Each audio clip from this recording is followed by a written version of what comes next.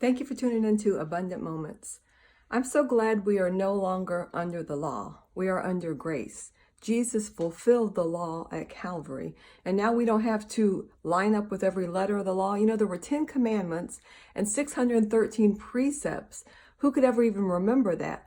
Nobody could but Jesus, and he fulfilled that at Calvary.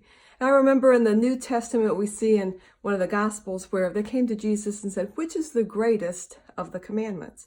Of course, they were trying to trick him, but Jesus said, "I'm going to give you a new one. This is the new one. Love God with all your heart, mind, and soul, and love your neighbor as yourself." Well, when you think about loving your neighbor as yourself, I believe the reason a lot of people do the things they do against other people is because they don't really love themselves. Because you see, if they love themselves, then they wouldn't treat other people the way they do.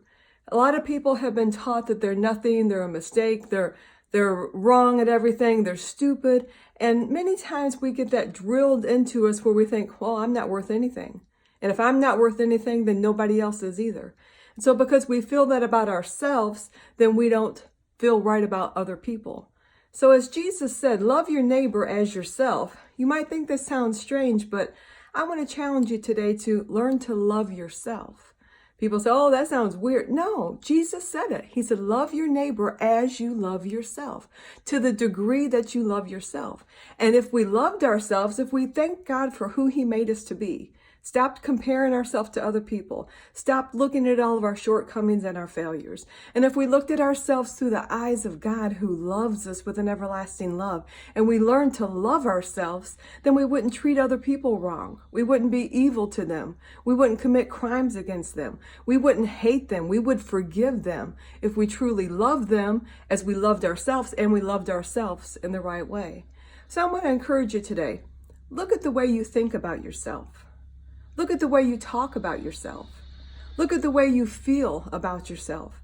And if it's not in the right way, if it's a negative connotation, if you have ill feelings towards yourself, then ask the Holy Spirit to help you.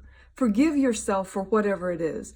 Learn to appreciate who you are. Stop trying to be somebody else.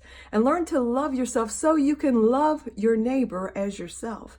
But of course, we always love God first. With all of our heart, mind, and soul, love him. Learn to love yourself and love your neighbor as yourself. Thank you for tuning in.